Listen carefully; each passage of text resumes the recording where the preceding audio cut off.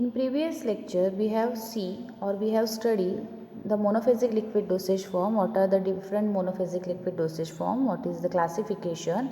And the first one is a mixture. What is the classification of mixture? What is the method of preparation of mixture? In today's lecture, we will see the next monophasic liquid dosage form, that is syrup. A syrup is a concentrated or nearly saturated solution of sucrose in purified water, and the concentration of the sugar is 66.7% weight by weight. Syrup म्हणजे concentrated किंवा nearly saturated solution जे आहे sucrose आणि purified वॉटरचं, आणि त्यामध्ये सुक्रोजचं concentration हे 66.7% weight by weight एवढं असायला पाहिजे. The syrups which contains medicated substances are called as a medicated syrups, म्हणजे ज्याला थेरॅपेटिक प्रॉपर्टी असणार आहे ते. And those which contains only aromatic flavour, म्हणजे जे आपण फ्लेवरिंग प्रॉपर्टीसाठी वापरणार त्याला फ्लेवर्ड सिरप्स असं म्हटलं जातं. Okay, so what are the different advantages of syrup? Syrups retards oxidation because it is partly hydrolyzed into reducing sugars such as levulose and dextrose. म्हणजे सिरप्समध्ये ऑक्सिडेशनचे chances जे आहे ते कमी असतात, बिकॉज त्यामध्ये मोस्टली ते जे सिरप्स बनलेले आहे हायड्रोलायसिस ऑफ रिड्युसिंग शुगर्सपासून बनलेले असतात. Okay, next one, it prevent decomposition of many vegetable substances. Syrups have high osmotic pressure. त्याच्यामुळे काय होतं की ते बॅक्टेरियाची ग्रोथ जी आहे ती कमी करू शकतं. बॅक्टेरियाच नाही, फंगाय, मोल्ड्स हे जे आहे त्याचीसुद्धा ते ग्रोथ कमी करू शकतो, आणि त्यामुळे सिरप्स प्रिपेअर करताना आपल्याला प्रिझर्वेटिव्ज ॲड करायची गरज लागत नाही. Third one is they are palatable. Due to sweetness of sugar it is valuable vehicle for the administration of nauseous substances. म्हणजे काही ड्रग्ज जे आहे जे ॲडमिनिस्टर करताना नॉशियस ओडर येऊ शकते, किंवा काही ड्रग्ज जे आहेत हे लहान मुलांसाठी मोस्टली प्रिफर केले जातात आणि त्याला जर बिटर टेस्ट वगैरे असते तर अशा वेळेला आपण ते सिरपमध्ये मोल्ड करून देऊ शकतो. So what is the method of preparation? Syrups बनवताना वेगवेगळ्या मेथड्स यूज केल्या जातात. त्यामधले काही मेथड्स आहेत by simple solution method, by the process of extraction and by chemical interaction. Okay, so these are the 3 methods of preparation of syrup. Next point is a formulation of syrup. जसं आपण previous लेक्चरमध्ये formulation of mixtures बघितलं, तर या ठिकाणी आपण formulation of syrups बघणार आहोत. त्यामधलं फर्स्ट इम्पॉर्टंट आहे व्हेहिकल. ओके, जसं की डेफिनेशनमध्ये आपण बघितलं आहे की syrups are prepared by using a purified water, आणि इथे पण आपण पोटॅबल वॉटर वापरणार नाही आहोत कारण त्यामध्ये वोलाटाईल ॲज वेल ॲज नॉन वोलाटाईल इम्प्युरिटीज असतात, त्यामुळे प्युरिफाईड वॉटरच वापरायचं आहे. यामधले ॲडज्युएंट्स आहेत केमिकल स्टॅबिलायझर्स. मगाशी मी जसं मेन्शन केलं की ऑक्सिडेशन वगैरे प्रिव्हेंट करायचं असेल किंवा क्रिस्टलायझेशन ऑफ सुक्रोजचं प्रिव्हेंट करायचं असेल तर आपल्याला केमिकल स्टॅबिलायझर ॲड करावं लागतं, जसं की ट्विन्स, त्यानंतर सर्फॅक्टन्स लाईक ट्विन्स जे आपण सिरप्सबरोबर कंबाईन करू शकतो आणि त्यापासून आपल्याला क्लिअर सिरपसुद्धा मिळू शकतो. Next one is a preservative. सिरप्समध्ये 66.7 वेट बाय वेट सुक्रोज असतं आणि त्याच्यामुळे हाय ऑस्मॅटिक प्रेशर जनरेट होतं, जसं की मी प्रिव्हियस मेन्शन केलं आहे की ते बॅक्टेरिया, फंगाय आणि मोल्डची ग्रोथ प्रिव्हेंट करू शकतो, त्यामुळे इथे आपल्याला प्रिझर्वेटिव्ह ॲड करण्याची गरज नाही आहे. Third one is a colouring dye, जसे की coal tar dye. Fourth one is a flavouring agent. आता इथे फ्लेवरिंग एजंट मेन्शन केले आहेत, पण ॲज अ सिरप त्यामध्ये असल्यामुळे किंवा शुगर असल्यामुळे ते फ्लेवरिंग एजंट म्हणून सुद्धा ॲक्ट होतं. Next one is a elixirs.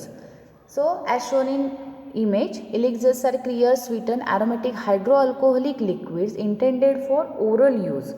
And the main ingredient मध्ये जो आहे हा इथाइल अल्कोहोल असतो, ज्याची quantity 5 to 40% of water, glycerine और पॉलिप्रोपिन ग्लायकोल आणि फ्लेवरिंग एजंट वगैरे ॲड करून बनवली गेली असते.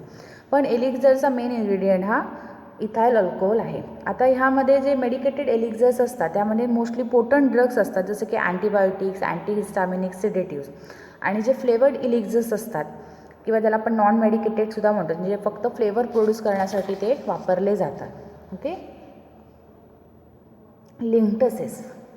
आता syrups, elixirs, method of formulation हे जवळजवळ सेम आहे. Okay, linctuses are a viscous liquid oral preparation that are generally prescribe for relief of cough. म्हणजे जे कफ प्रिपरेशन्स आहेत त्याला रिलीफ होण्यासाठी लिंक्टसेस कफ आहेत जे रिलीफ होण्यासाठी लिंक्टसेस वापरले जातात.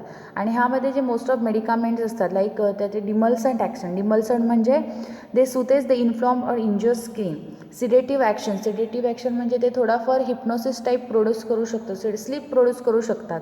एक्सपेक्टोरंट ॲक्शन म्हणजे ते कफ एक्सपेल आउट करू शकतात.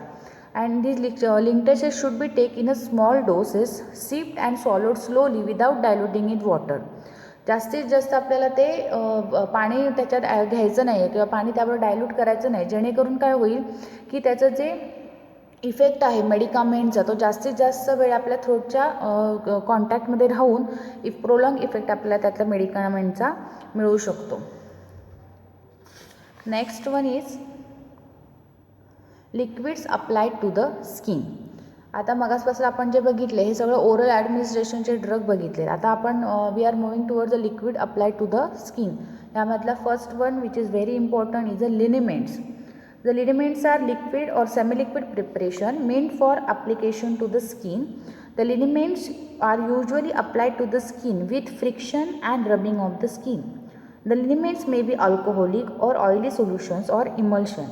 In alcoholic liniments, alcohol helps in the penetration of medicament into the skin and also increases its counter-irritant and rubefacient action.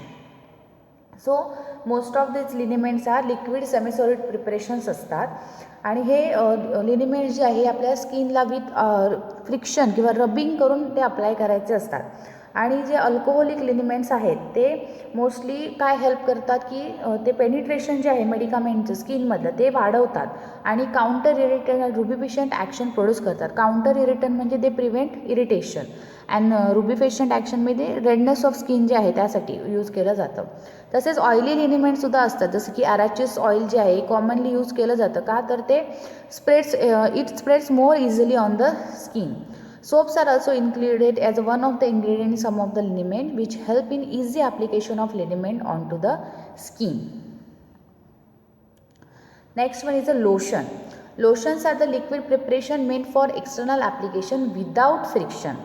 मगाशी आपण जे लिनिमेंट्स बघितले ते आपण अप्लाय करताना फ्रिक्शन अप्लाय करणार, पण लोशन्स जे आहे ते विदाउट फ्रिक्शन आपण अप्लाय करणार. And they are directly apply to the skin.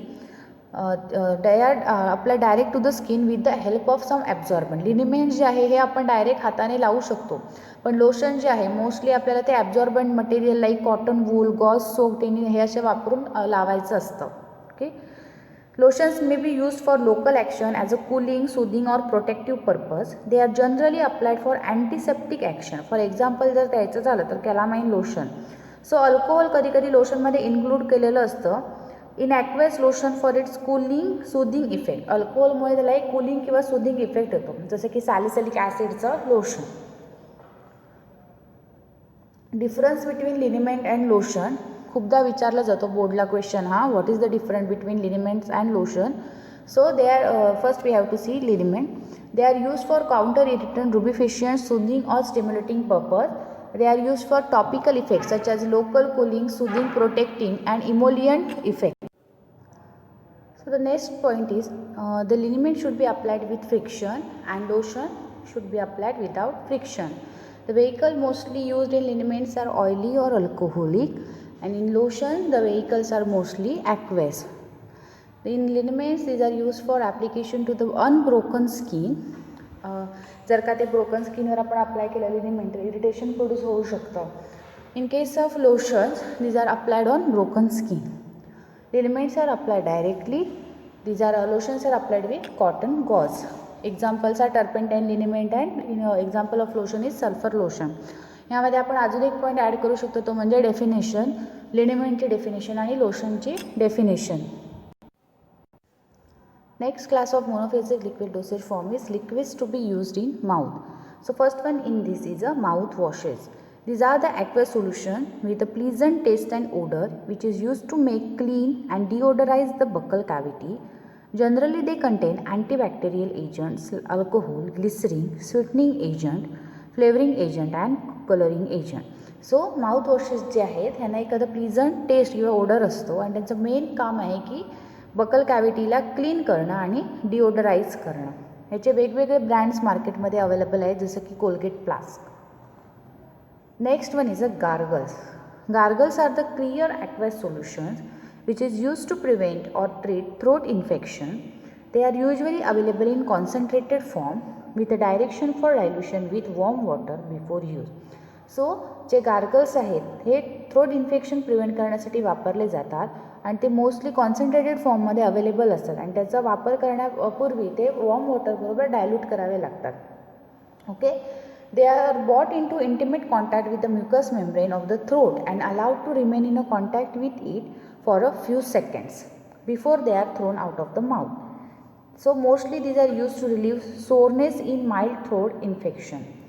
So phenol and thymol is generally present in small concentration for its antibacterial activity. Potassium chloride is also included in gargles for its weak astringent effect to tone up a relaxant throat. It stimulates the secretion of saliva, which relieves dryness. Examples like phenol gargles, potassium chloride, and phenol gargles. Next one is throat paints. Throat paints are the viscous liquid preparation which is used for mouth and throat infection. So glycerin is the commonly used as a base because being viscous, it adheres to the mucous membrane for a long period. It also provides a sweet taste to the preparation.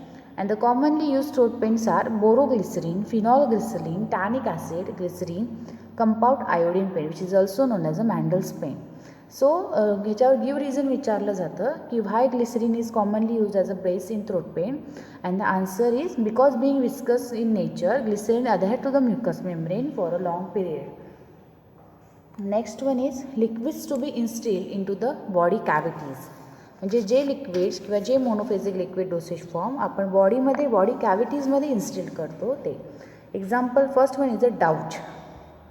A douch is a medicated solution meant for rinsing a body cavity. The word douch is often used for vaginal solutions. These are also known as irrigations. Douches are also used to irrigate the other body cavities such as eyes, ears and nasal cavities for cleaning or removing the foreign particle or discharges from them. So douches जे असतात ते generally powder फॉर्ममध्ये किंवा tablet फॉर्ममध्ये असतात आणि त्याच्यावर एक स्पेसिफिक डायरेक्शन मेन्शन केलेली असते की किती स्पेसिफिक क्वांटिटी ऑफ वॉटरमध्ये ते डिझॉल्व करायचं असतात आणि ते त्याच्याशिवाय ते कॉन्सन्ट्रेटेड सोल्युशनमध्ये सुद्धा डिस्पेन्स केले जातात आणि त्याच्यावर डायल्युशनची क्वांटिटी मेन्शन केलेली असते. ओके. आणि त्याच्यावर मेन इम्पॉर्टंट अशी डायरेक्शन आहे की व्हजायनल डाउशेस हे नेहमी स्टराईल असायलाच पाहिजे. Next one is a year drops. We are very familiar about the ear drops. These are the solution of drops that are instilled into the ear with dropper. The solution is generally prepared in water, glycerin, propylene glycol or dilute alcohol. These are generally used for cleaning the ear, softening the wax and for treating the mild infections. So ear drops हे aqueous solution असतात किंवा oily solutions पण असू शकतात and these are applied by using किंवा these are instilled by using with a dropper. So mostly year clean करण्यासाठी किंवा जे आत व्हॅक्स असतं ते सॉफ्ट करण्यासाठी किंवा माइल्ड इन्फेक्शन जर असेल तर ते क्लीन करण्यासाठी इयर ड्रॉप्स वापरले जातात. त्याचा कंटेनर जो असतो हा नेहमी कलर फ्रुटेड ग्लास बॉटल किंवा ज्याला प्रॉपर असतं कॅपला तो यूज करू शकतो. Nowadays plastic container is used more frequently आणि labelling should be for external use only and store in a cool place. Next one is a nasal drop. These are the aqueous solution of drop that are instilled into the nose with a dropper. The oily vehicles are now not used nowadays because the oily drops inhibit the movement of cilia in the nasal mucosa and if used for long period it may reaches to the lung and causes lipid pneumonia. म्हणजे oily vehicles सध्या nasal drop बनवताना वापरले जात नाही because ते सिलियाची जी movement आहे ते inhibit करतात. नेझल म्युकोसामध्ये जे सिलिया असतात त्याची मुवमेंट ते इनहिबिट करतात आणि जर जास्त वेळ आपण हा नेझल ड्रॉप यूज करत असू आणि ते लंग्सपर्यंत जर आपल्या पोचलं तर ते लिपॉइड न्युमोनिया प्रोड्यूस करू शकतो.